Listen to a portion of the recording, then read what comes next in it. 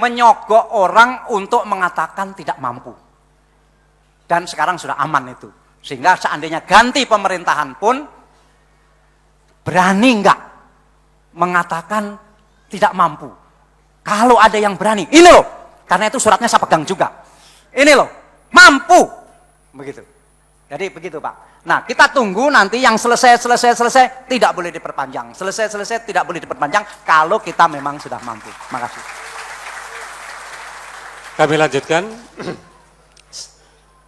Pak, mohon ditanya. Oh, mohon maaf Pak. Petani Boyolali sekarang semua pusing sejak mau pemilu sampai hari ini Bapak, karena pupuk urea ZA hilang dari toko. Sebagai petani yang mengolah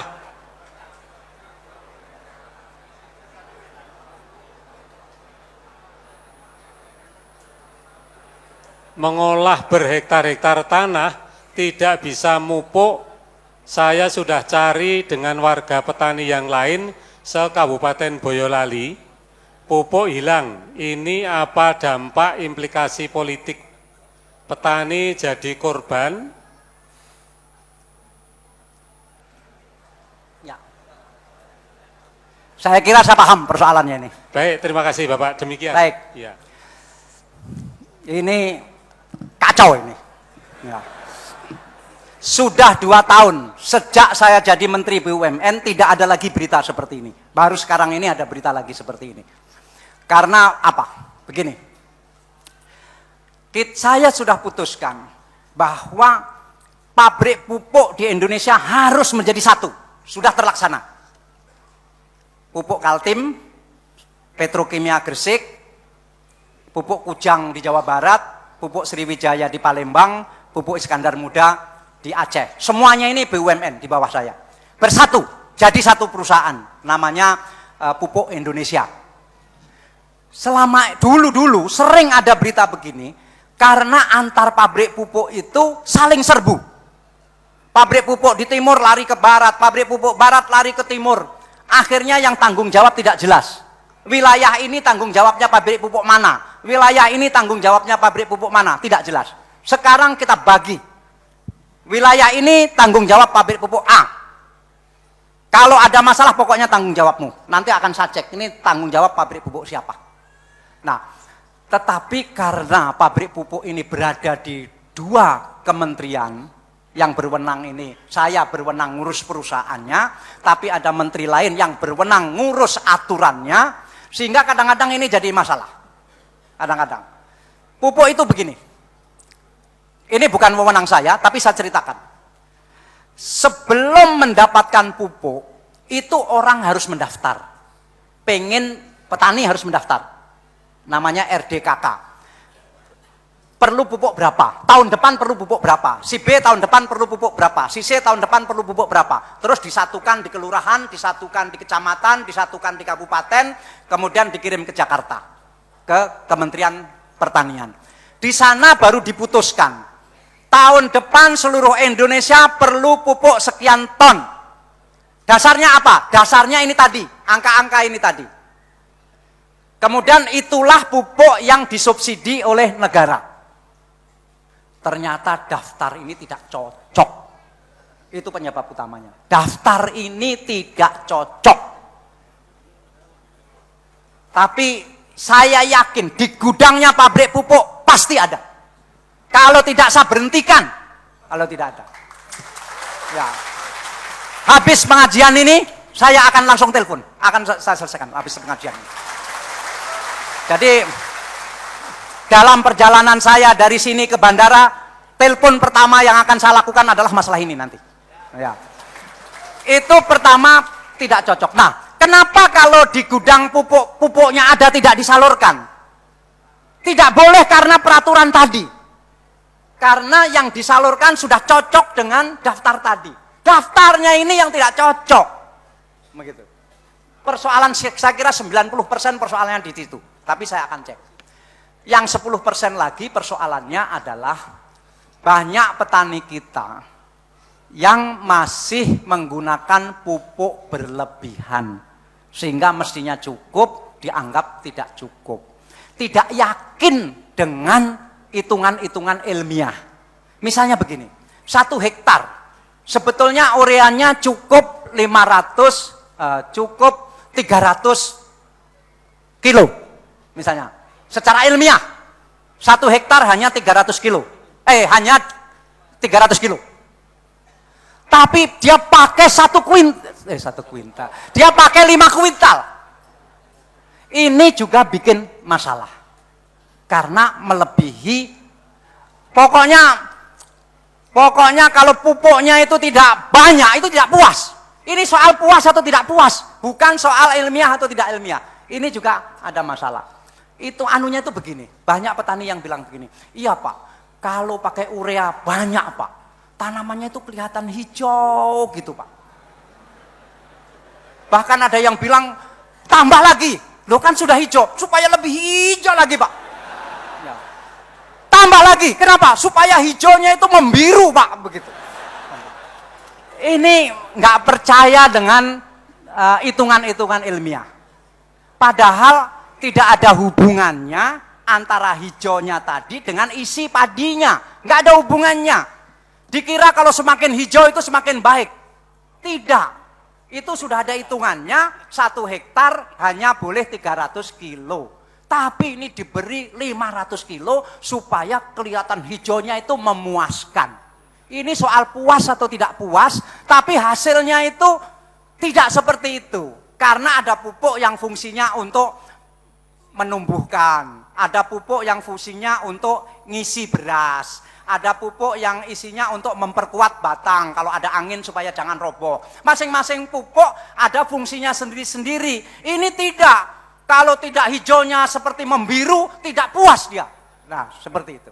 Sehingga terima kasih atas informasi ini. Saya percaya 90% bahwa di gudang ada pupuk itu.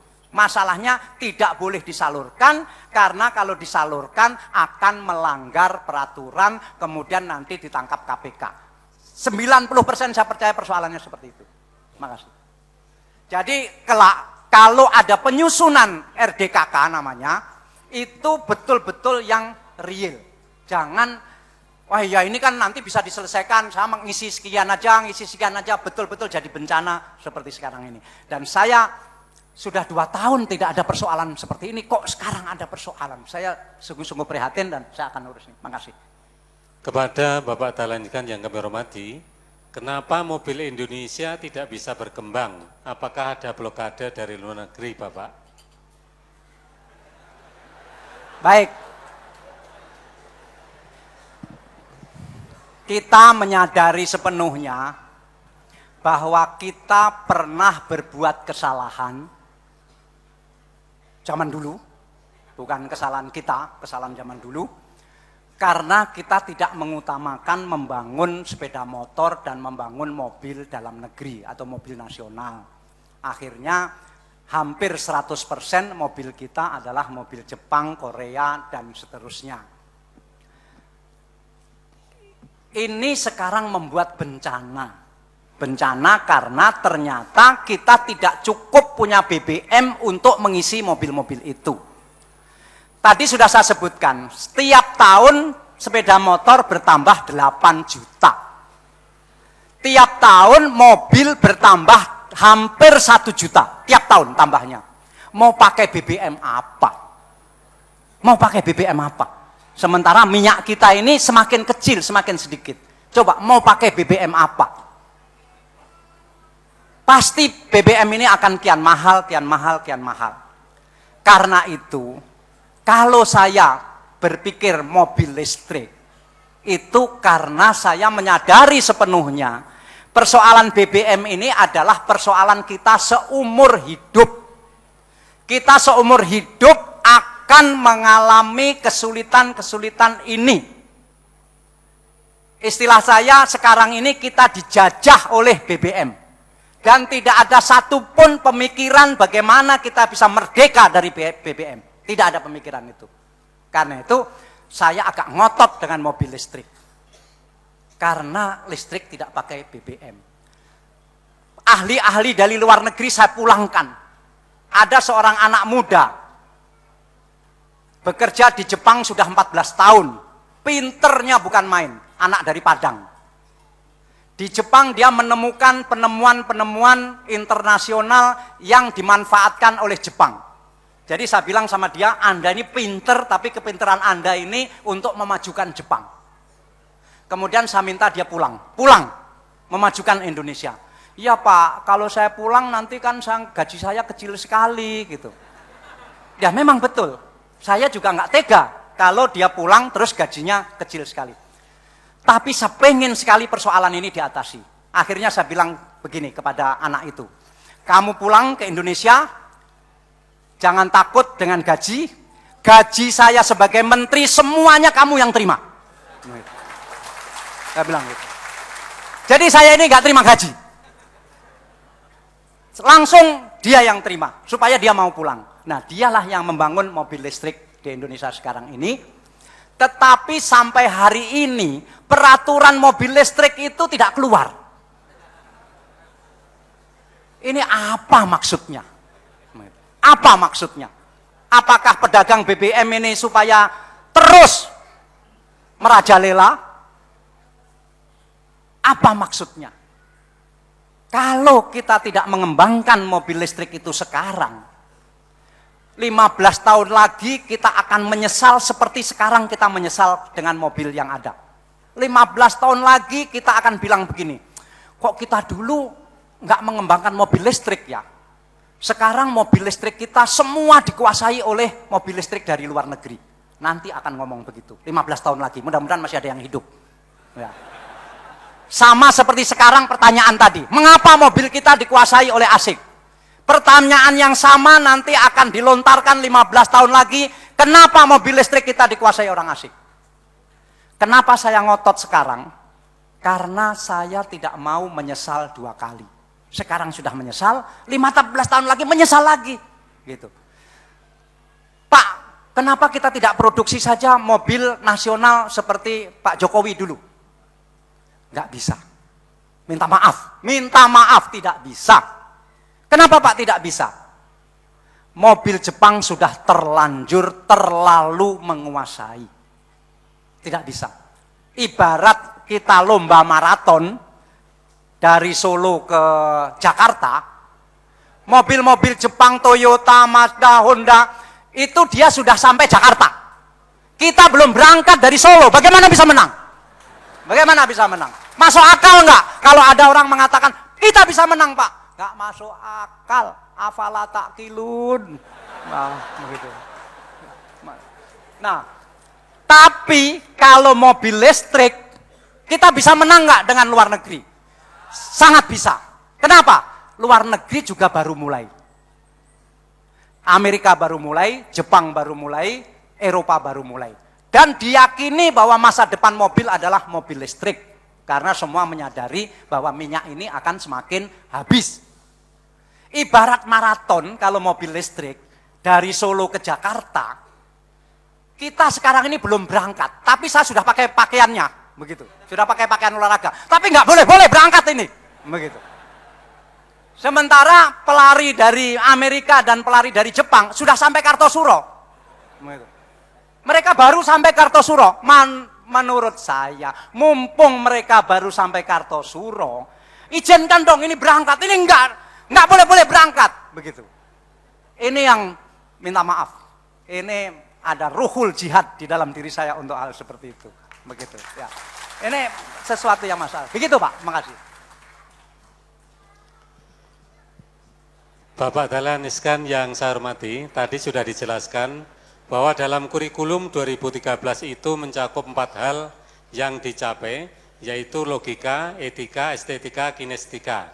Bagaimana dengan moral peserta didik? Dalam pembelajaran saat ini jarang sekali pembelajaran khusus tentang moral atau norma untuk diajarkan pada anak. Rata-rata pembelajaran saat ini anak menguasai materi pelajaran. Mereka tidak memahami tapi menghafal. Bagaimana dengan seperti itu? Kenapa kurikulum Indonesia saat ini tidak menengok kurikulum zaman dulu?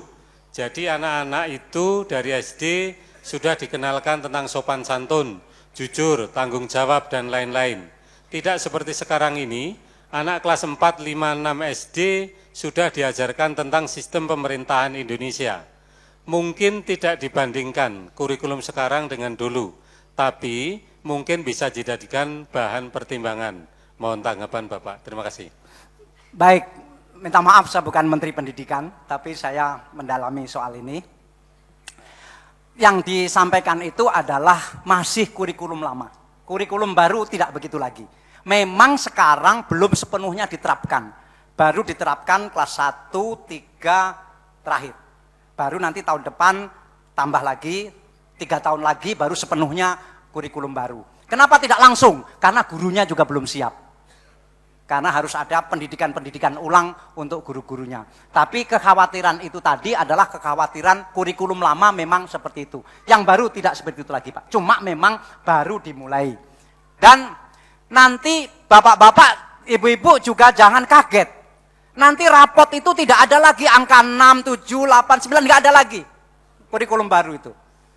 Rapot itu isinya uraian. Yang uraian itu akan mencerminkan anak dan masa depan anak dan menimbulkan bakat-bakat dan kehebatan anak itu. Nah, sekarang sedang berubah ke arah sana, jadi nanti bapak-bapak juga nggak bisa lagi, kok ini angkanya berapa? Nggak ada lagi angka nanti. Sehingga perubahannya akan seperti itu, dan ini memerlukan perubahan guru yang memang luar biasa. Karena guru tidak lagi hanya memberi angka, tetapi harus memberi uraian. Dan per murid uraiannya berbeda. Kalau sekarang kan, oh ini dapat 8, ini dapat 8, ini dapat 8, sehingga ada berapa anak yang dapat 8. Nanti tidak boleh lagi begitu. Nanti tidak begitu. Tiap anak bunyi rapotnya itu berbeda. Karena isinya kata-kata. Bagaimana kata-kata ini mencerminkan anak itu, dan bagaimana kata-kata itu bisa mengungkit kemampuan dan kehebatan anak itu. Terima kasih.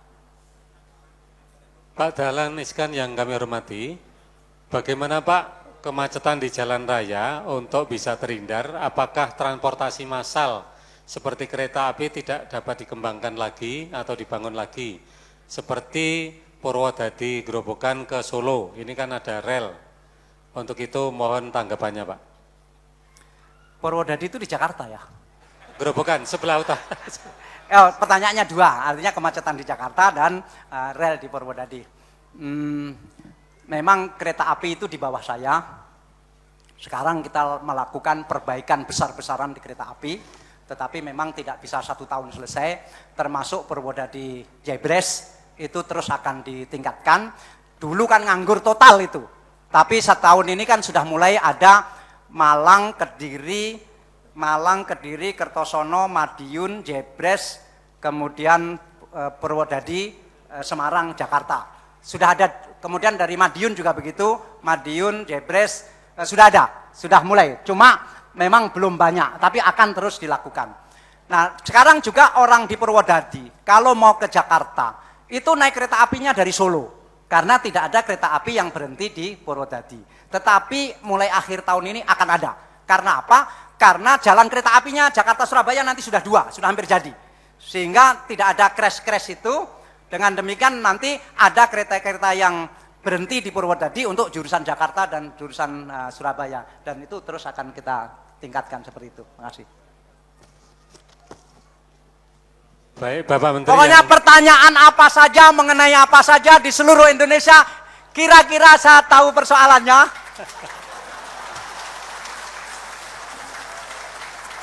Karena ketika saya diangkat menjadi direktur utama oleh Bapak Presiden, saya niati pertama bekerja, karena saya juga tidak ambil gaji. Selama menjadi direktur utama PLN, saya tidak ambil gaji, tidak pakai mobil dinas, karena mobil saya lebih baik dari mobil dinas. Tidak pakai rumah dinas, bensin beli sendiri, dan seterusnya. Karena saya merasa, selama saya menjadi direktur utama PLN, saya ini merasa seperti disekolahkan mengenai energi. Jadi saya merasa beruntung bahwa saya mengetahui persoalan-persoalan energi di seluruh Indonesia, mulai dari hilir sampai hulu. Demikian juga ketika saya diangkat menjadi Menteri BUMN, saya syukuri setelah ditolak tidak bisa, saya syukuri dan saya niati untuk belajar juga. Belajar mengenai persoalan seluruh Indonesia praktis ada di BUMN. Apakah pupuk, apakah rel kereta api, apakah pabrik senjata, apakah Garuda, apakah kapal, apakah semen, semua persoalan ada di BUMN. Sehingga tadi kalau pertanyaannya kurikulum, kita punya sekolahan. Pertanyaannya tentang hotel, kita punya hotel. Pertanyaan tentang rel kereta api, kita ngurus kereta api. Pertanyaan tentang pupuk, kita ngurus pupuk. Nah, bahkan saya pengen sebelum akhir masa jabatan saya pengen Bank Syariah Indonesia memiliki bank syariah yang sangat besar. Sampai hari ini bank syariah kita kalah dengan Malaysia. Bank muamalat itu sudah bukan milik kita lagi. Sudah lama dijual kepada asing. Kita punya bank syariah sekarang satu, Mandiri Syariah, itu di bawah saya. BRI Syariah, di bawah saya juga. BNI Syariah dan BTN Syariah. Tapi empat-empatnya ini kecil-kecil semua. Saya lagi cari cara bagaimana agar kita punya satu saja bank syariah tetapi yang besar. Yang lebih besar dari Malaysia. Kita jauh lebih kecil dari Malaysia. Meskipun bank syariah kita ada hebatnya dibanding Malaysia. Bank syariahnya Malaysia itu dananya yang terbesar adalah miliknya kerajaan. Bukan miliknya umat Islam Malaysia. Tapi bank syariahnya Indonesia meskipun kecil, hampir 100% dana itu adalah dananya umat Islam. Bukan dananya pemerintah. Itu yang hebatnya kita, sehingga bisa kita kembangkan. Kenapa saya pengen kita punya bank syariah yang besar?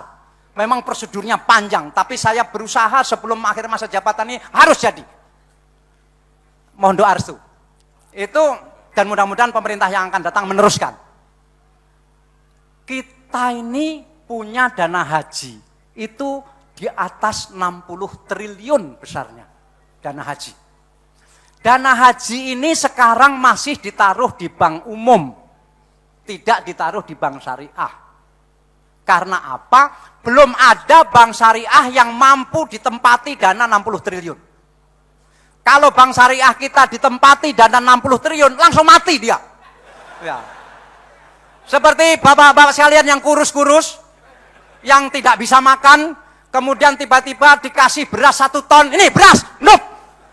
Meskipun bapak menginginkan beras itu, tapi bapak meninggal dunia karena beras itu. Nah, bank syariah kita juga begitu. Ini ada dana haji 60 triliun lebih. Terpaksa ditaruh di bank umum, karena bank syariah kita masih kecil, tidak kuat ditempati dana itu. Saya pengen ini jadi kenyataan. Ya, terima kasih. Pak Menteri yang kami hormati, kami pernah tinggal di daerah Nabire, Papua. Di sana banyak tambang emas ilegal yang dikelola oleh orang-orang Korea dan sudah berlangsung bertahun-tahun. Mengapa keadaan tersebut dibiarkan? Mohon tanggapan Bapak. Baik. Ini sampai MTA sampai Nabire ya? Ya, baik. Ya. Betul. Baik. Ada kelas-kelas tambang. Tambang yang kecil-kecil itu berada di bawah kewenangan pemerintah daerah. Saya akan cek nanti, tapi dugaan saya tambang ini bukan tambang yang sangat besar, sehingga perizinannya ada di pemerintah daerah. Sehingga nanti akan saya teruskan, ini skalanya berapa, biasanya itu dimulai dari rakyat, terus kemudian ada pengusaha yang masuk, terus kemudian nanti pengusaha itu menjual sahamnya ke asing, biasanya begitu, tapi saya akan cek, rasanya itu di bawah wewenang pemerintah daerah setempat. Tolong juga dipertanyakan kepada Bupati Nabire. Terima kasih. Bapak Dahlan yang kami hormati, kami sebagai rakyat kecil sangat prihatin dengan kondisi atau keadaan negeri ini yang sepertinya sudah ridho untuk mendapatkan adab dari Allah. Karena apa? Karena apa Bapak? Karena kata Allah, hancurnya suatu negeri disebabkan oleh 3 hal, yaitu 1, bodohnya petinggi negeri ini dalam ilmu agama. 2, tidak tegaknya hukum di negeri ini. 3, kemaksiatan telah merajalela di mana-mana. Mohon tanggapan dari Bapak.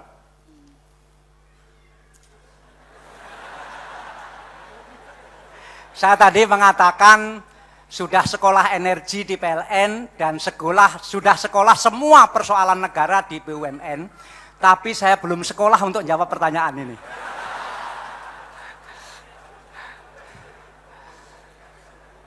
Karena begini ya, kalau saya jawab, wah betul seperti itu, kok Amerika banyak maksiat maju ya, begitu. Sehingga betul ini, karena banyak maksiat, kok Jepang maju ya, banyak sekali maksiat di sana. Jadi nggak bisa jawab saya, nanti biar Ustadz yang jawab ini. Ya, makasih. Baik, sekarang kita masih ada. Kalau bisa ini jadi tema pengajian minggu depan. Jadi pengajiannya Ustadz maksud saya, bukan pengajian saya.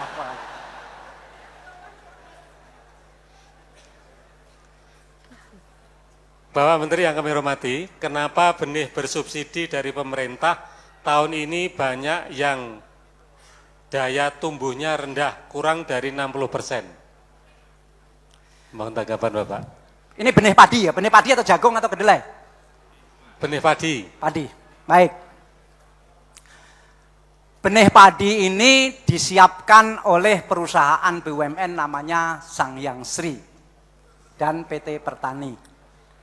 Saya terus terang tidak puas dengan perusahaan ini. Perusahaan ini saya anggap perusahaan kuntilanak. Karena dia tidak menginjak bumi. Saya terus terang lagi rombak perusahaan ini, sehingga belum selesai, dan saya lagi bagi-bagi tugas seperti pupuk tadi. Sangyang Sri khusus hanya boleh mengusahakan benih padi, benih jagung, dan seterusnya. Sebelum saya jadi Menteri BUMN, Sangyang Sri ini tidak fokus menangani benih. Bahkan ternak lele segala macam. Ini apa-apaan ini? Ini Sangyang Sri ini musyrik, saya bilang.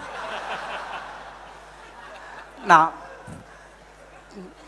apalagi main-main. Main-main karena subsidi ini dijatah oleh Kementerian Pertanian, main-main. Ini ada main-main antara Sangyang Sri, lembaga lain. Saya tidak mau lagi itu saja. Saya tidak mau dengar yang lalu, saya yang akan datang tidak mau lagi seperti itu. Sangyang Sri harus fokus menangani benih. Tapi ini baru akan baik tahun depan. Saya minta maaf karena perlu waktu. Orang yang tidak fokus itu bahaya. Fokus itu sama dengan tauhid. Inti dari tauhid adalah mengesahkan. Ya kan? Inti dari tauhid adalah mengesahkan. Inti dari mengesahkan itu adalah fokus. Orang yang tidak fokus berarti tidak mengesahkan. Orang yang tidak mengesahkan berarti tidak bertauhid.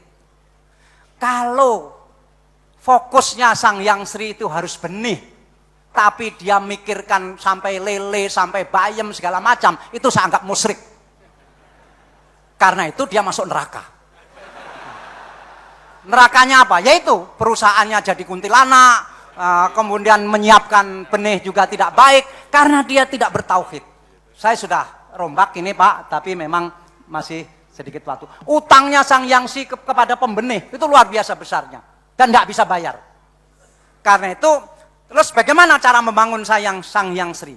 Saya mencarikan kuda yang besar untuk Sangyang Sri. Dulu dia perusahaan mandiri yang kayak itu tadi, tidak bisa lagi. Tidak mungkin bisa menyiapkan benih untuk seluruh Indonesia kalau perusahaannya sendiri sakit. Bagaimana bisa mengobati orang kalau dia sendiri sakit? Karena itu dia sekarang saya gabungkan ke perusahaan namanya Pupuk Indonesia. Karena Pupuk Indonesia ini perusahaan yang sangat besar, yang mampu membiayai semua itu nanti. Makasih.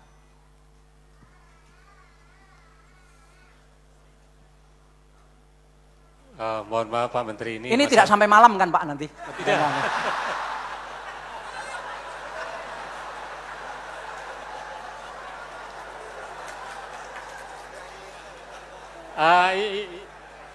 Enggak, insya Allah ini ringan Bapak. Ya. Jadi yang kami akan bahas sampai malam maksud saya nggak apa-apa, asal jangan berat-berat begitu gitu. Ini pertanyaannya berat semua. Ya, ini insya Allah ringan Bapak, masalah teknis. Bapak Menteri yang kami hormati, kenapa apabila pasang listrik lewat online tidak dipasang-pasang, tapi kalau lewat calo lebih cepat.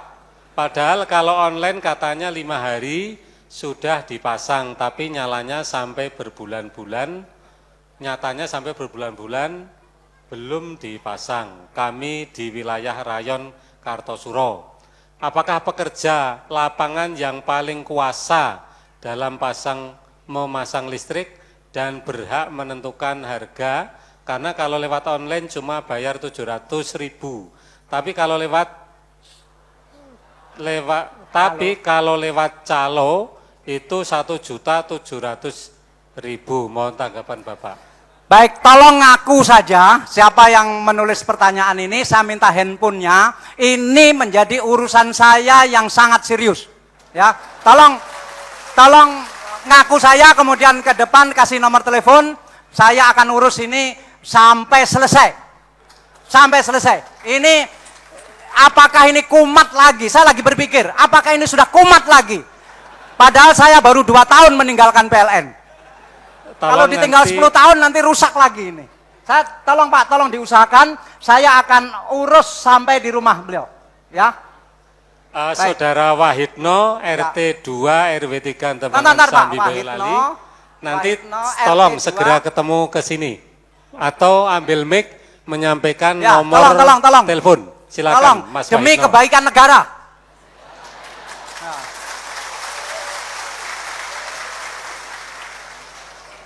Silakan Mas Wahidno ambil mic, segera sampaikan nomor telepon Anda.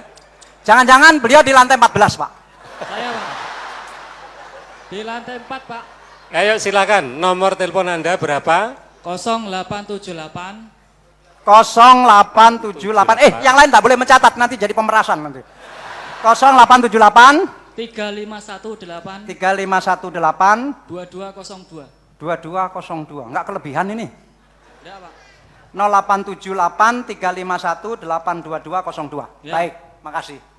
Tolong kalau ada telepon dari saya diangkat ya. Insya Allah, Ya. Pak. Nanti ada telepon dari saya tidak mau ngangkat. Ya. Insya Allah. Makasih. Amin, makasih. Insya Allah terakhir ini Bapak. Mudah-mudahan teman-teman kita satu malam juga berani nih. Satu, kepada Bapak Menteri yang kami hormati, Bapak ikut konvensi Partai Demokrat. Berapa karat kemauan Bapak menjadi presiden?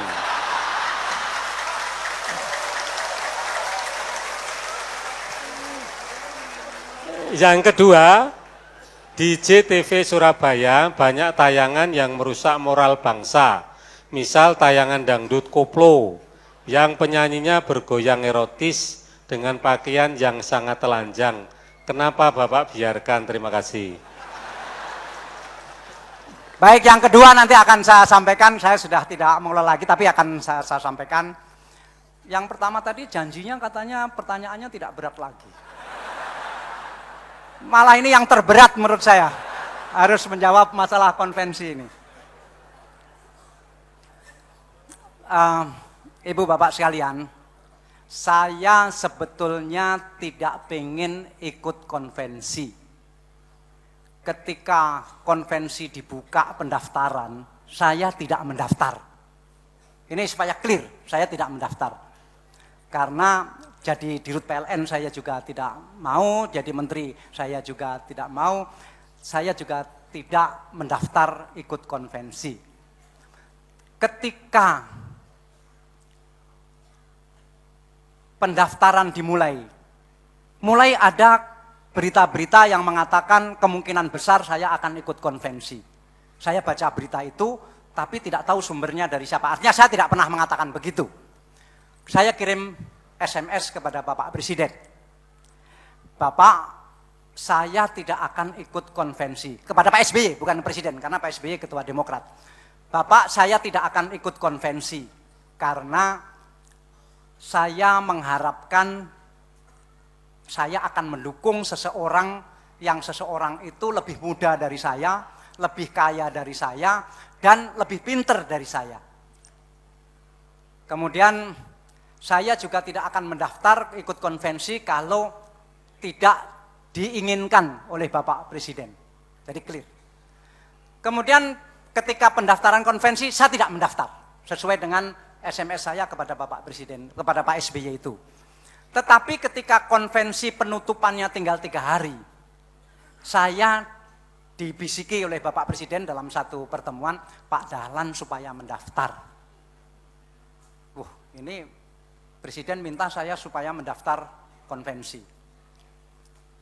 Tapi kan saya orang Jawa. Orang Jawa itu harus tahu mana yang lamis-lamis lambe, mana yang sungguh-sungguh. Karena itu saya masih mikir, jangan-jangan ini cuma lamis-lamis lambe. Sehingga saya tetap tidak mendaftar. Teman saya bilang, Pak sudah disuruh Presiden kok tidak mendaftar. Enggak, belum tentu beliau serius, jangan-jangan cuma lamis-lamis lambe. Tetapi ketika 1 atau 2 hari saya lupa, sebelum penutupan pendaftaran, Pak SBY bilang lagi kepada saya, Pak Dahlan mendaftar. Begitu. Ya, karena itu saya mendaftar. Jadi seandainya saya tidak sampai 2 kali diminta oleh Bapak Presiden, penutupan pun saya tidak mendaftar. Ini supaya clear. Karena apa? Karena ya saya pengen ada seseorang yang mendaftar. Tapi orang itu ternyata tidak mau. Orang itu mengatakan, Pak Dahlan aja yang mendaftar. Nanti saya akan dukung. Saya bilang, sampean mendaftar, nanti saya dukung. Saya bilang.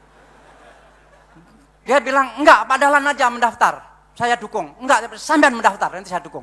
Dan dia mengatakan begini akhirnya, Pak Dahlan harus mendaftar. Karena Pak Dahlan kan sudah enggak ngurusi perusahaan lagi. Sudah enggak ngurusi anak lagi. Karena anak saya cuma 2, dua-duanya sudah rumah tangga. Yang satu sudah memimpin Jawa Pos, satunya lagi sudah punya usaha kecil-kecilan. Cukuplah, begitu. Dia bilang, orang tadi, kebetulan pengusaha yang luar biasa besarnya, dia muslim, pribumi, pinter, dan kaya raya. Tapi dia tidak mau mendaftar karena, Pak Dahlan, saya ini perusahaan saya terlalu besar untuk saya tinggal. Dan perusahaan ini belum bisa saya tinggal karena anak saya masih SMA. Belum bisa saya serahi perusahaan ini. Kalau Pak Dahlan kan anaknya sudah bisa diserahi. Saya tidak bisa, Pak. Dan utang saya juga banyak, siapa yang mau bayar? Dia bilang begitu. Nah, karena diminta Bapak Presiden dan seperti itu suasananya, maka saya mendaftar. Kalau ada partai lain yang minta, mungkin saya juga mendaftar atau tidak mendaftar. Ini mengapa lewat Demokrat, mengapa mendaftar, ceritanya seperti itu. Tapi karena Demokrat suaranya seperti itu, maka di Metro TV 3 hari yang lalu saya sudah menegaskan, ya Pak, tapi kan Demokrat masih punya kans untuk membuat koalisi sendiri dan mencalonkan Pak Dahlan sebagai presiden, karena Pak Dahlan kan sudah paling tinggi ratingnya di konvensi. Saya bilang terserah Bapak Presiden, tetapi saya tegaskan bahwa saya siap jadi presiden, saya siap jadi wakil presiden, saya siap tidak jadi apa-apa. Itu penegasan ya. Makasih. Mohon maaf Bapak, ini mudah-mudahan terakhir. Yang kami harapkan, karena saya sudah bicara terakhir 2 kali, maka ini mohon tidak SMS pertanyaan lagi ke kami, karena saya sudah malu nanti pada Pak Dahlan. Kami pegawai outsourcing BUMN, yaitu di PLN Bapak, kami sudah 7 tahun, bahkan teman kami ada yang sudah lebih daripada 17 tahun. Seingat kami atau kami beberapa waktu yang lalu katanya outsourcing nanti diangkat menjadi pegawai tetap. Namun sampai saat ini belum ada realisasi. Mohon tanggapan Bapak. Baik, saya tidak tahu mengapa dulu ada outsourcing ini. Sehingga sekarang menjadi persoalan yang sangat besar. Ini enak yang membuat persoalan dulu. Saya yang harus selesaikan. Lain kali saya pilih yang bikin persoalan tapi orang lain yang menyelesaikan. Ini betul-betul bom waktu yang ditinggalkan oleh masa lalu yang persoalannya harus diselesaikan. Dulu yang makan, kita yang cuci piring sekarang. Kan enak yang makan daripada yang cuci piring. Tapi begini, sudah ada kesepakatan dengan DPR bulan lalu bahwa dibentuk Satgas antara Kementerian BUMN dan Kementerian Tenaga Kerja, dan Satgas ini akan bekerja selama 3 bulan, artinya akhir Mei nanti baru ada rumusan seperti apa keputusan mengangkat outsourcing itu menjadi pegawai tetap. Misalnya Satgas akan membicarakan, apakah mungkin kalau umurnya sudah sekian diangkat menjadi pegawai tetap. Apakah mungkin ketika masa jabatannya baru 6 bulan sudah diangkat menjadi pegawai tetap. Apakah mungkin kalau dia dulu pencuri kemudian harus diterima kembali dan seterusnya. Itu Satgas yang akan membicarakan. Kita tunggu sampai akhir Mei yang akan datang karena memang diberi tugas sampai akhir Mei yang akan datang. Terima kasih. Mohon Bapak, ada pertanyaan lewat internet di depan Bapak.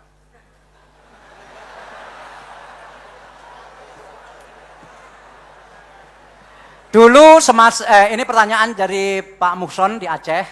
Dulu semasa Bapak Presiden Habibie akan dibangun rel kereta api Aceh Medan, tapi sekarang macet. Padahal sudah beberapa kabupaten sudah dimulai pembebasan tanah dan pemasangan rel kereta api.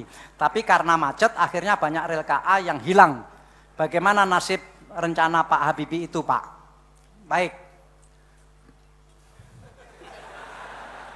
Nah, saya juga tahu.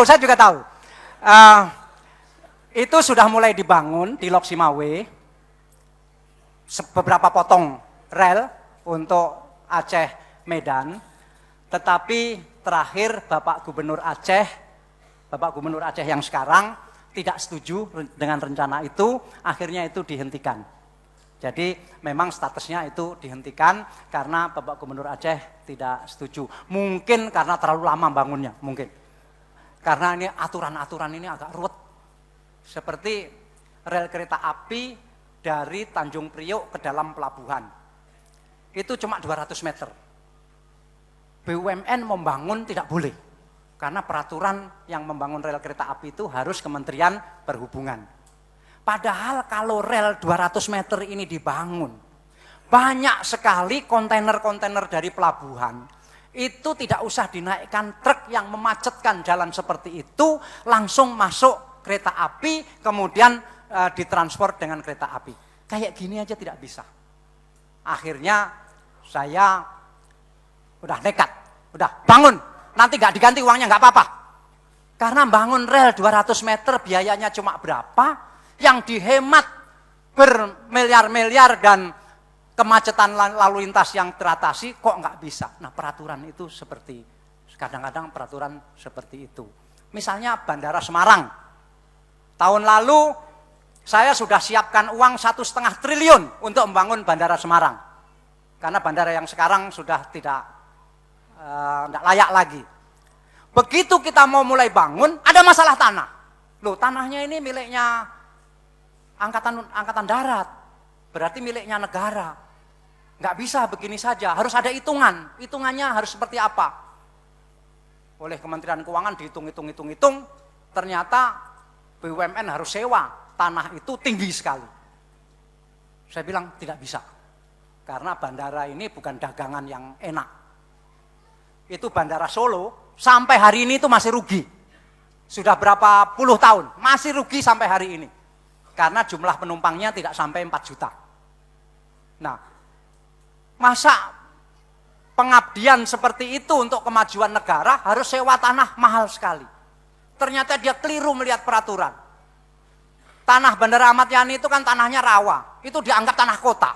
Karena itu sewanya berbeda. Ini membicarakannya lama sekali. Dan ini kan kantong kiri dan kantong kanan. Kenapa harus ruwet begini?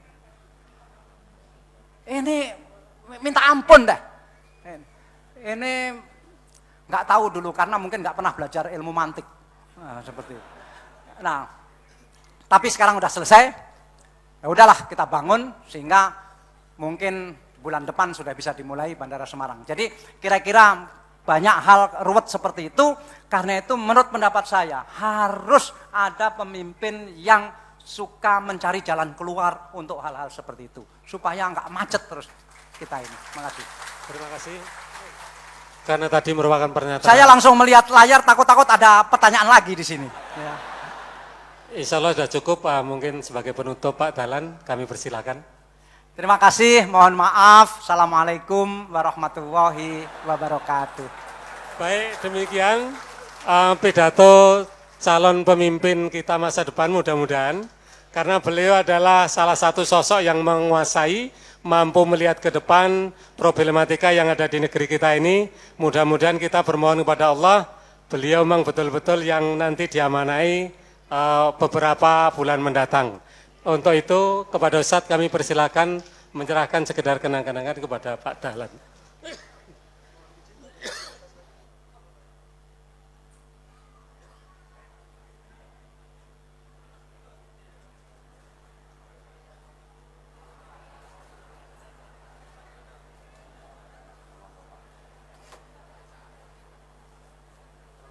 Ini bukan gratifikasi.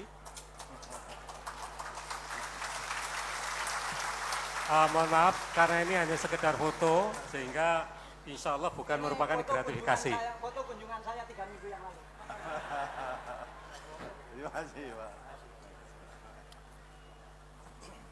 Sebagai penutup. Terima kasih, ini foto bersama Ustadz diambil di gedung ini 3 minggu yang lalu, karena 3 minggu yang lalu saya sudah sowan ke sini, dan waktu itu sempat keliling ke kantor yang lama, kemudian ke asrama, kemudian SMA, ke radio dan seterusnya. Makasih.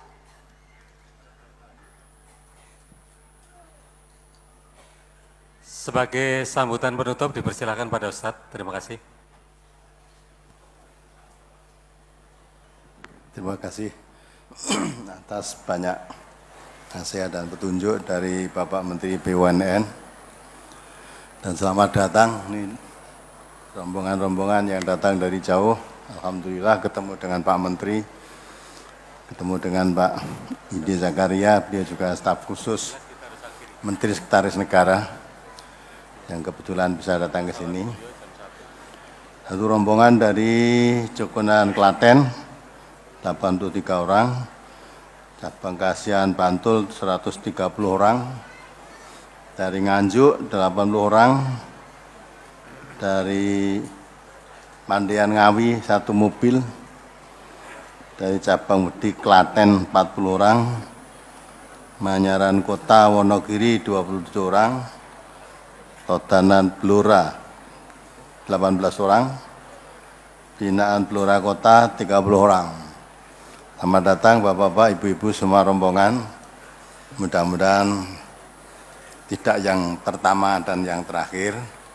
Mudah-mudahan untuk hari-hari berikutnya bisa datang lagi. Di samping itu yang tidak sempat atau belum sempat datang ke sini bisa ikuti kajian jarak jauh lewat streaming tadi.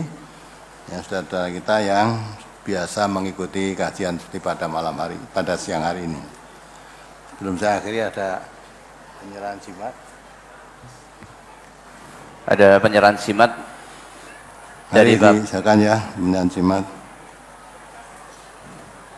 Dari Bapak Tukiran, Gombong Kebumen berupa 3 keris, 1 tombak, dan 1 kantong kecil berisi tulisan Arab. Gunanya apa itu? Ini Khasiatnya. peninggalan dari orang tua, tidak disebutkan khasiatnya. Ya. Terus? Apa lagi? Dan pertanyaan langsung. Ya, masih ada waktu, mari. Silakan. Bagi yang menginginkan pertanyaan langsung, silakan bisa mendekati mikrofon untuk menyebutkan nomor mic-nya. Nomor 15. 15 terus. Nomor 5. 5. Satu lagi. 17. 6. Oke, sementara 3 dulu. Dimulai dari nomor 15. Silakan. Assalamualaikum warahmatullahi wabarakatuh. Waalaikumsalam warahmatullahi wabarakatuh. Nama saya Yudi Wibowo dari cabang Kebonsari Madiun, Ustaz.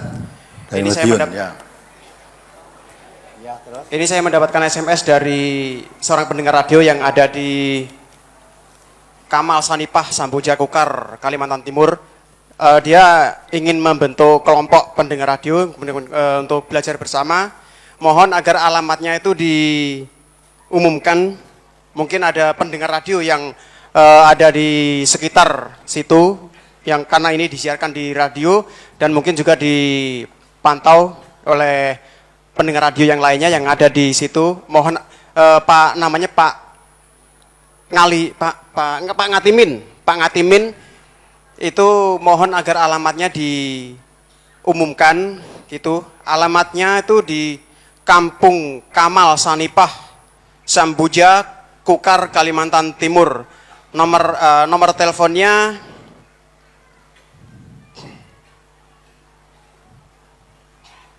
0857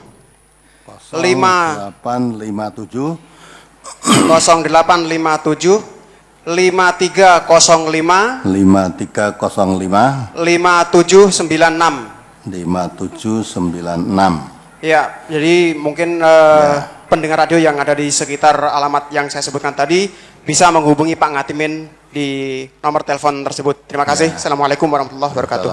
Ya, jadi yang ikut dengarkan radio ini dari jarak jauh, mungkin di sekitar beliau dari Kalimantan Timur, ya. Ada rencana adakan binaan para pendengar radio, tepatnya di Kampung Kamal Saripah Samboja Kukar, Kalimantan Timur.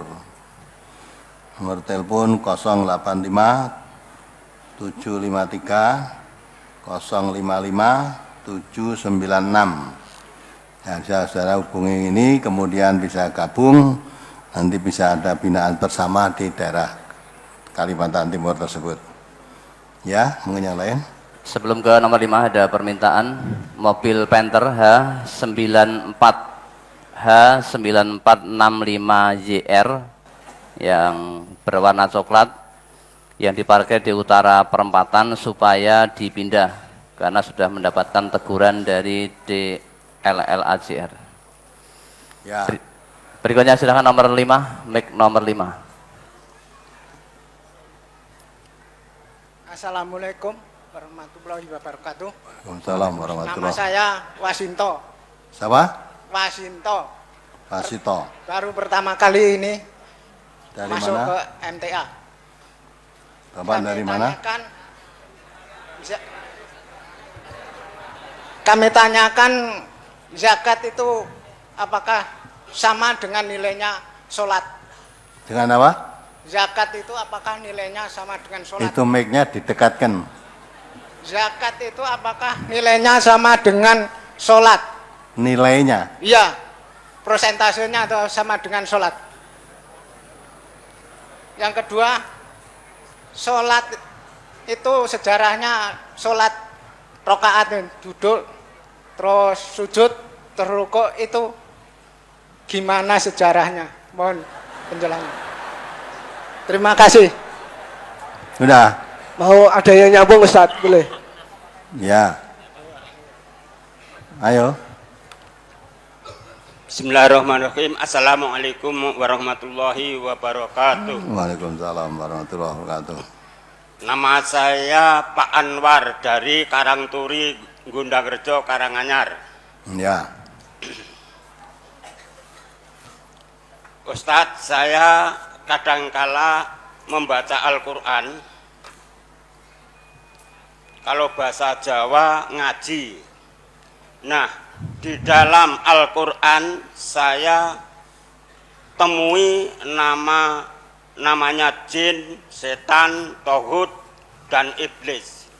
Yang saya tanyakan, nama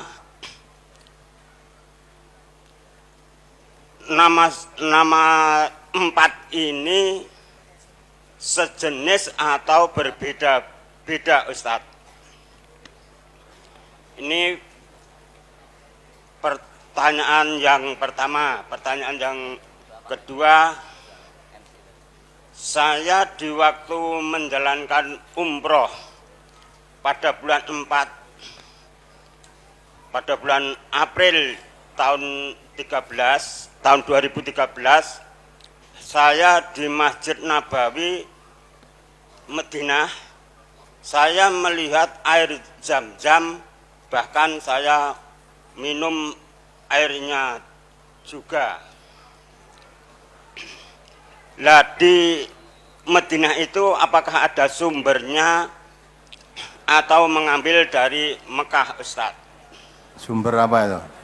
Sumbernya air Zam-Zam sumber tadi. air. Oh ya. Ya. Yang ketiga, sesudah saya di Madinah, saya serombongan melihat ke tempat percetakan Al-Quran.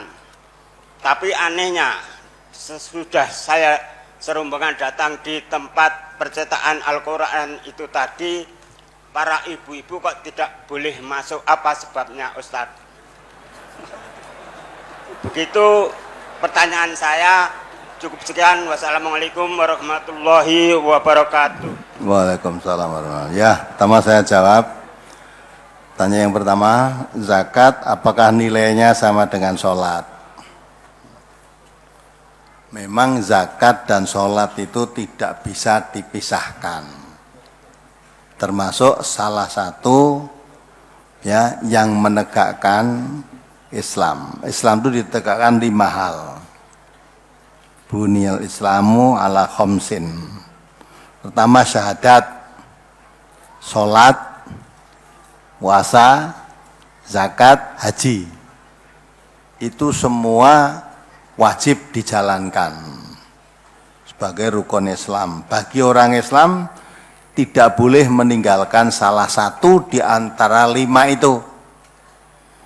Maka zaman Khalifah Abu Bakar As-Siddiq, setelah Nabi wafat, ada sekelompok manusia yang sudah tidak mau membayar zakat.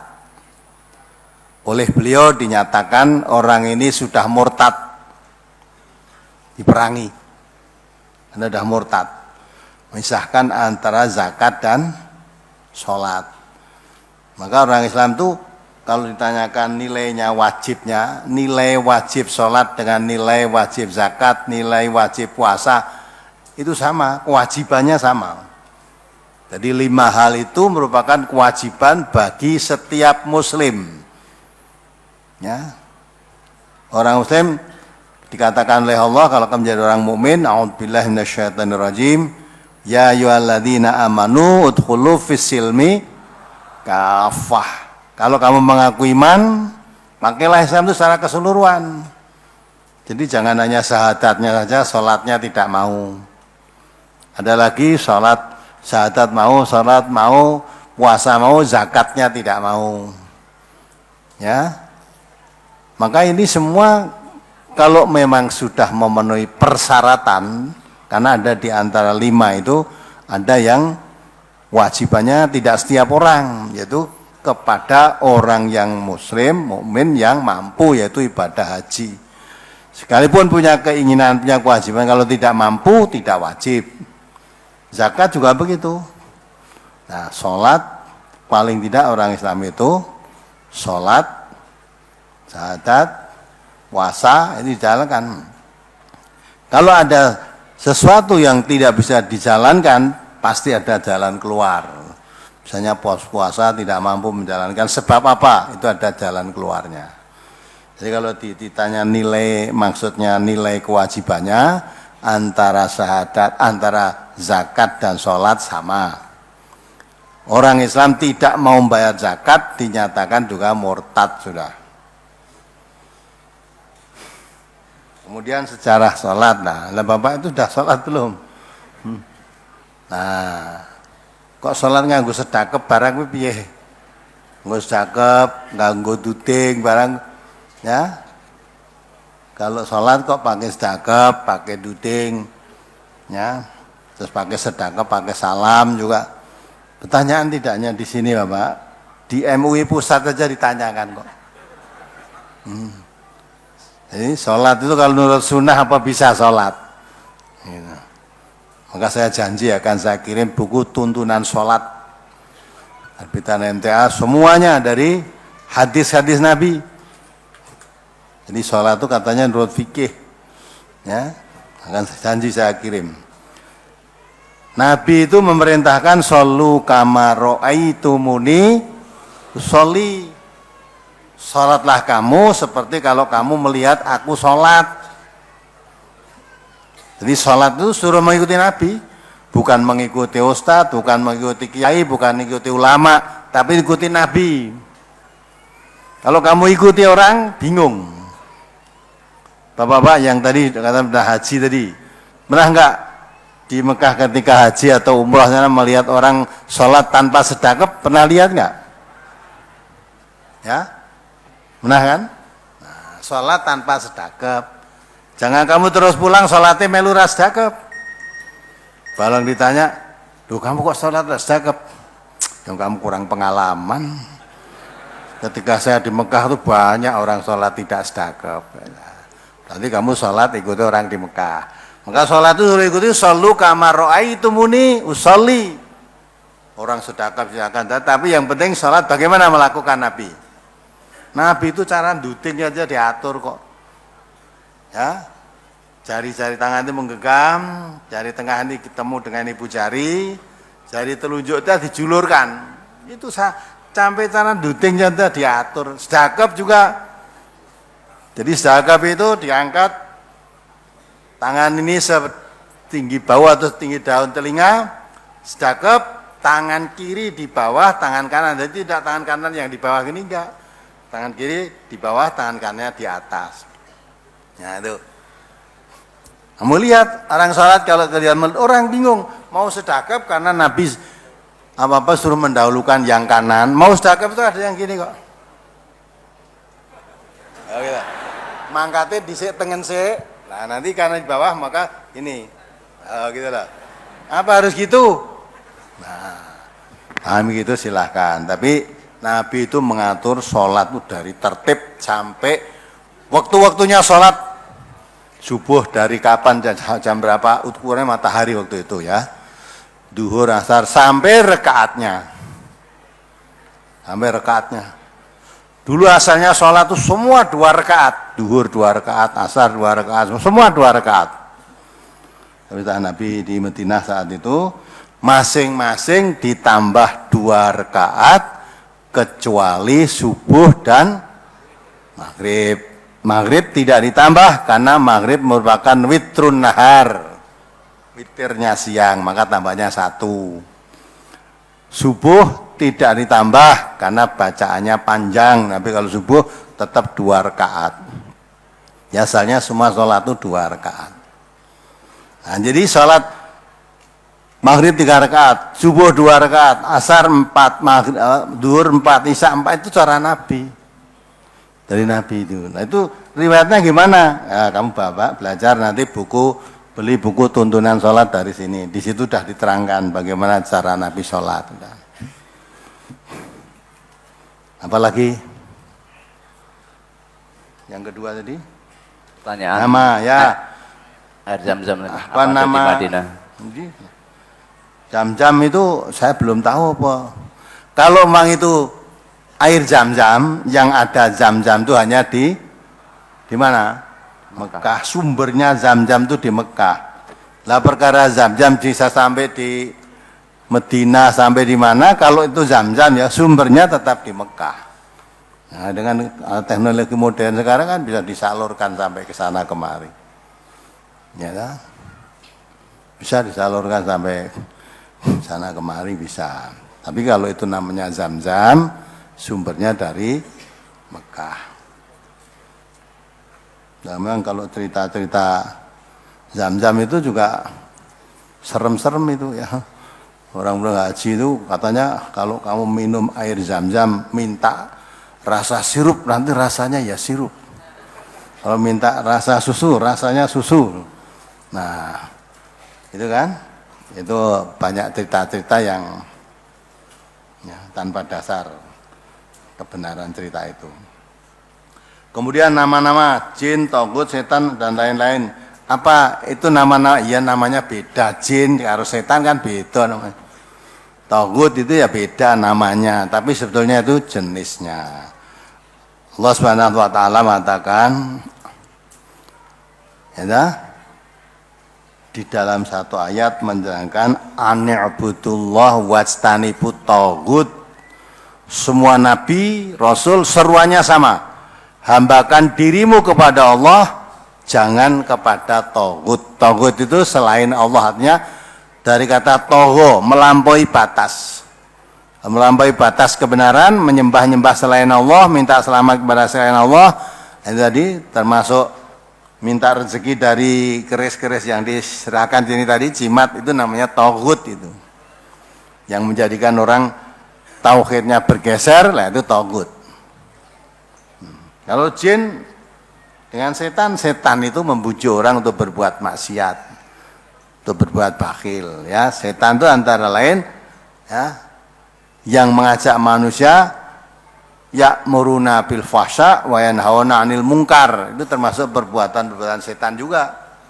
Ya, karena setan itu selalu mengajak yang jelek, mengajak berbuat fahsya, mengajak bermungkar. Ya. Itu semua perbuatan setan. Nah, maka itu ketika Adam, ya nanti ya ada iblis, ada setan kan itu ya. Nah, ada yang menerangkan katanya iblis itu berbuat jahat untuk dirinya sendiri. Kalau setan itu berbuat jahat di samping ngajak orang lain. Lah Adam ketika di surga itu dibujuk iblis. Ya, karena Adam tidak mau keluar dari itu, senang masuk di situ di surga, ya, dibujuk iblis. Kalau kamu ingin tetap tinggal di sini, makanlah buah khuldi karena ini buah yang mengekalkan. Kalau kamu tidak mau makan buah ini, ya kamu tidak boleh selamanya di sini. Nah, terus terbujuklah Adam itu. Akhirnya setelah makan betul terusir dari surga itu. Nah, perbuatan mengajak orang berbuat jelek itu bujuk rayunya setan. Sebetulnya itu sama saja itu. Nah, kalau jin dalam Al-Quran diterangkan, jin itu ada yang ikut mendengarkan Al-Quran dan dia merasa takjub dengan Quran. Maka di situ ada namanya surat jin. Dan nanti kamu baca aja dalam surat jin itu ceritanya jin bagaimana. Di situ ada surat dalam satu ayat dalam satu Al-Quran itu ada namanya surat jin. Di situ nanti akan kamu ketemu. Kamu baca aja di surat jin bagaimana ceritanya jin itu. Ya, kemudian nah ketika dipercetakan Al-Quran kok ibu-ibu tidak boleh masuk. Kenapa? Ya jangan tanya saya, yang buat peraturan bukan saya kok. Ya tekono waktunya mesti ditanya, ini ibu-ibu kok tidak boleh masuk, kenapa? Mestinya tanya gitu. Ya mungkin di sana itu memang tidak perlu pekerjaan ditangani oleh ibu-ibu, semua karyawannya, pencetaknya, penjilidnya, semua bapak-bapak, lah ibu masuk mau apa? Nah, gitu kan? Nah, itu mestinya ada aturan sendiri di sana. Saya yang tidak tahu itu. Sudah? Yang terakhir nomor 6, silakan. Pertanyaan terakhir. Yo, nomor 6. Assalamualaikum warahmatullahi wabarakatuh. Assalamualaikum warahmatullahi wabarakatuh. Nama saya Ibu Anik dari cabang Kebonsari Madiun. Madiun. Ya. Gini Ustadz, saya itu dari kecil terlahir memang Islam. Alhamdulillah tahun 96 sudah berjilbab dan banyak mengaji ke sana kemari. Akan tetapi saya itu merasa terlambat karena baru tahu ajaran Islam yang benar ketika saya mendengar secara tidak sengaja di radio MTA ini ketika usia saya sudah sedemikian tua ini. Yang menjadi beban saya itu gini, saya itu bangga dengan MTA, maksudnya saya juga bangga sebagai Islam. Akan tetapi MTA itu tetap sepertinya itu nggak bisa hilang dari hati saya, soalnya yang mengenalkan dengan benar itu ya dari MTA ini. Mungkin kalau saya tidak mendengar dari radio MTA ini, saya tetap melakukan hal-hal yang bid'ah, banyak bersalaman bukan dengan muhrim, terus tahunya zakat itu cuman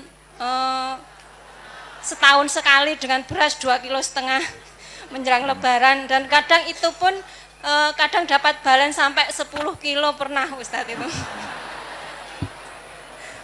Jadi ngeluarkan zakat 2,5 kilo dapat balen 10 kilo gitu. Ya terus? Ya benar kata Ustadz Abdul Aziz bahwa seandainya saya tidak tahu ajaran ini, mungkin saya akan menjadi seorang Islam yang pekok banget itu kata. Alhamdulillah saya mendengar ini, dan saya itu rasa bangganya itu tidak pernah hilang. Maksudnya bangga sebagai Islam, akan tetapi MTA-nya itu kok tetap ini terus Ustaz. Itu yang saya takutkan, saya itu bangga dengan golongan. Tapi maksud saya itu sebenarnya tidak seperti itu gitu Ustaz. Mohon nasihatnya, terima kasih. Wassalamualaikum warahmatullahi wabarakatuh. Waalaikumsalam warahmatullahi wabarakatuh. Ya jangan bangga dengan golongannya. MTA itu bukan golongan. Ibaratnya sekolahan, MTA itu sekolah kejuruan. Ibaratnya, ya dah. Ya. Jadi di teknik apa-apalah, tapi diberi pelajaran ilmu, misalnya kejuruan teknik, kalau dulu STM apalah, diberi ilmunya langsung dipraktekkan, maka dapat dirasakan. Ya.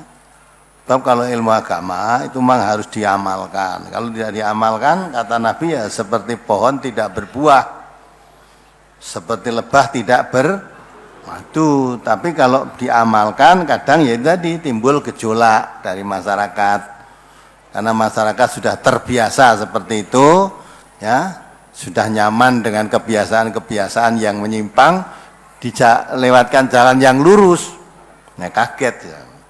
Tapi tidak masalah, karena yang hak itu bagaimanapun juga harus dimunculkan. Ya, janjinya Allah jal haq wa zahaqal batil. Innal batila kana zahuqa. Yang batil itu menjadi ketetapan Allah pasti akan sirna. Tapi syaratnya yang batil itu sirna kalau yang hak itu muncul. Maka kita tahu kebenaran, munculkan yang benar itu. Walaupun akibatnya pahit. Tapi insya Allah kebenaran dimunculkan walaupun banyak rintangan, risiko dan sebagainya, Allah pasti akan menolong. Karena janjinya Allah, intan surullah yan ansurkum wa yusabbit aqdamakum. Kalau kamu menolong agama Allah itu maksudnya menegakkan agama Allah itu ya katakan apa adanya. Jadi aturan agama ya katakan agama, bukan agama ya bukan agama. Nah, kalau itu dilakukan betul, janji Allah akan menolong kamu. Wa yusabbit aqdamakum, dan akan meneguhkan pendirianmu, akan mengokohkan pendirianmu. Maka untuk menegakkan kebenaran tidak perlu ya minggiring manusia boleh setuju, manusia boleh tidak setuju, karena Allah sendiri juga begitu. Al-haqqu mir rabbikum faman syaa'a falyu'min wa man syaa'a falyakfur. Benar itu dari Allah. Jadi Al-Quran itu dari Allah. Lah masih tafsir Al-Quran itu menyebarkan Al-Quran. Itu dari Allah, kebenaran. Maka siapa yang mau percaya, mau beriman, silahkan beriman. Yang tidak percaya dengan Al-Quran, mau jadi orang kafir, silahkan kafir. Boleh aja kok, tidak dilarang kok. Nah itu dah, kewajiban kita hanya itu, menyampaikan saja.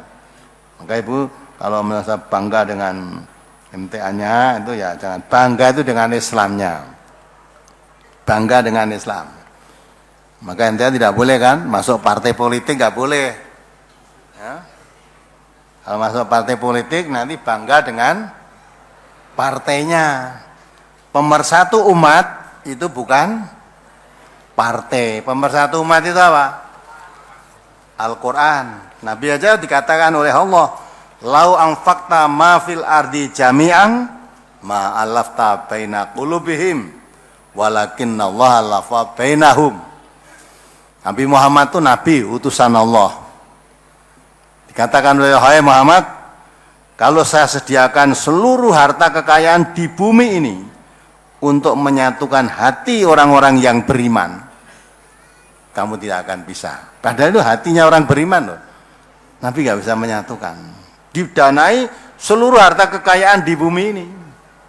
Lah yang bisa menyatukan siapa? Walakinna Allah alafa bainahum. Allah yang menyatukan hati mereka.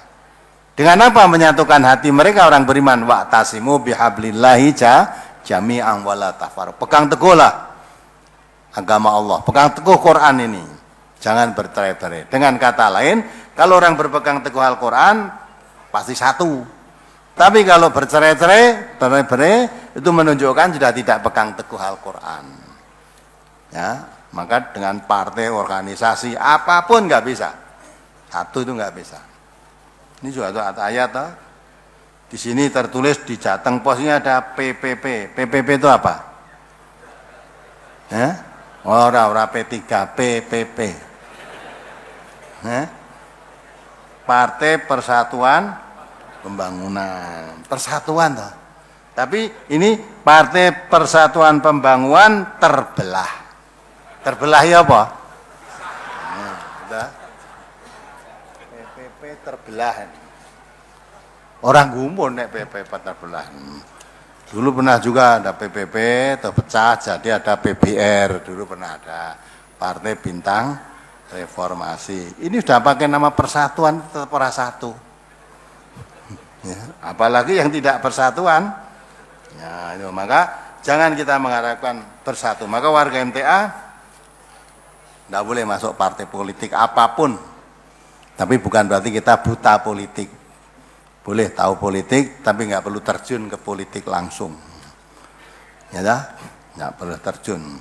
Bahwa kalau nanti tak bebaskan itu sudah ada yang PPP, ada yang PKB, ada yang PKS, ada yang apa itu?